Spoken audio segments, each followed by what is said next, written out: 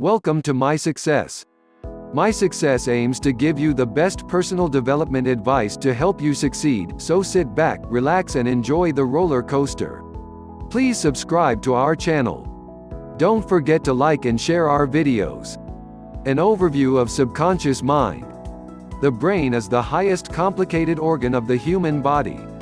Doctors and researchers are bringing to light many unknown facts about the brain every day that we did not know about earlier. Even though researchers are trying to make the whole process of brain simpler, but it remains a highly complex zone. Researchers are also finding ways to use the mind to its full ability for maximum efficiency. However, in most cases that is not possible. Studies show that an average intelligent human being uses 10% of the brain he can use, and an overly intelligent human being uses a maximum of 15% of the brain he could use. Thus, if a man would use 100% of the mind to solve problems or do any other work, then the world would have improved much. We can classify a mind into two parts, a conscious mind and a subconscious mind.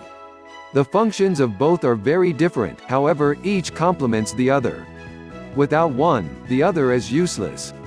A conscious mind takes the signals and transfers it to the subconscious mind. Then, the subconscious mind takes these signals from the conscious mind, does the thinking, and controls the emotions. After it processes the thinking, it sends out signals in the form of feelings to the brain. This is how it works. You can solve most of the problems in your life if you use the subconscious mind effectively. However, you must learn to study your inner voice, and only then, you can know how to use your subconscious mind. The use of subconscious mind makes you win half the battles in your life. Before you study your subconscious mind, here are some points that you will find useful. A person with degraded mentality cannot move forward in life. Low level of confidence and dishonesty also stops a person from moving forward in life. Thus, if you want to achieve success and use your subconscious mind effectively, then you have to learn the right things. Therefore, it becomes imperative for parents to teach their child the right things from the days of childhood. Only then, when a child grows, him or she can use his or her subconscious mind with compulsions or learning any techniques.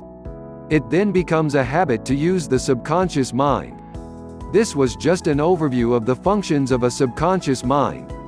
In reality, there are a number of functions of a subconscious mind, which we are not even aware of. How to take control of your subconscious mind. Subconscious mind is a highly complex zone of the mind.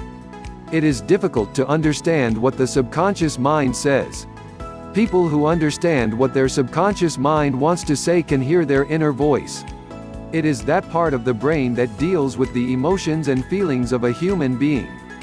Emotions and feelings are itself a sensitive issue, therefore, subconscious mind is a sensitive part of the brain. It is difficult to take control of the subconscious mind. However, you can take partial control over it by the help of a few steps. You can leave physical reminders to be sure about the thoughts of your subconscious mind. For instance, if you are on a goal to lose weight, write down the things and you have to do and the things you must avoid in order to achieve your goal. Once you note them on a piece of paper, place it somewhere where you can always see it. This will help you in reminding about the goals. Your subconscious mind gets repeated reminders, and in the process, you control your subconscious mind with repeated reminders. Meditation is the second step to control your subconscious mind. It may be hard to concentrate on meditation during the initial days, but with time, you can do this. It is more like visualization, not the same. It is the initial stage of visualization. In meditation, you do not visualize anything, you just concentrate on your thoughts without imagining. While meditating, you first have to relax yourself, close your eyes and gather all your thoughts to a point of concentration. The focus on the goal and engross all your thoughts into the goal. Visualization is the third step to achieving a subconscious mind. When you have entirely concentrated on meditation, now is the time to visualize your goals. It gives you the motivation to achieve your goal. Only when you visualize a thing, can you control your subconscious mind. After all these steps, make promises publicly to achieve your goal. This is because when you make a promise publicly, you have the fear to lose your image in front of public, and thus, you keep to promises.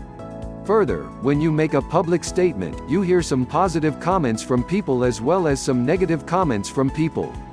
Both leave an impact on the subconscious mind. In addition, if you have an optimistic attitude, the negative comment will give you the urge to deliver the promises. Thus, these are just few ways on how you can take control of your subconscious mind. How to use a subconscious mind to seek solutions. Most people in the world do not know the use of a subconscious mind, or they do not believe in its power. However, it is a known fact that if you can use your subconscious mind to its full, then you can find solutions to almost any problems in your life. The subconscious mind is a part of the brain that does not have the ability to differentiate the good from the bad. It only follows the thing, which the conscious mind reflects on the subconscious mind. More importantly, even though the subconscious mind works 24 a day, it becomes active on the passiveness of the conscious mind. How do you use the subconscious mind? Here are some strategies that will help you to learn to use the subconscious mind. Notify the subconscious mind of the problems you are having and ask your subconscious mind to seek for solutions to the problems. You can remind the subconscious mind by repeating the problems that you have and stressing on the searching of answers. You can also visualize the problem to find the solutions. Generally, this step is the inputting step. Just as a computer has to be fed with data, or you have to input data to find solutions to the problems, your mind works in a similar way. You have input data or the problem to seek the answer. Next is the processing step. Just as a computer processes the data inputted by using several software, the problem that you input into your mind needs processing. For this, you have to relax your mind by involving in different activities such as listening to music, playing, or any other things that are not stressful. The aim is to avoid stress. The more you can avoid stress, the more easily you can find definite and positive solutions to your problems. The conscious mind does not do this part of the work. The subconscious mind does the thinking for you. Next is the output stage. After the subconscious mind seeks a solution to the problems, it lets you know by a feeling. The most important thing for you is to understand the feeling. Many a times, you may not pay much attention to it. Therefore, it is advisable to pay attention to the feeling. It can be in the form of images rolling in your mind, or just a thought in your mind. Thus, you can find a solution to a problem with the help of a subconscious mind. Thank you so much for watching our videos. Look at the description box below for our best product recommendation. We hope you enjoyed the video and found it very informative. My Success has a vision to help you grow and succeed in all aspects of life. If you would like us to continue creating such videos, please like and share this video and hit the subscribe button along with that tiny bell icon. See you soon. Don't forget to leave a message in the comments section below telling us what type of videos you would like to see.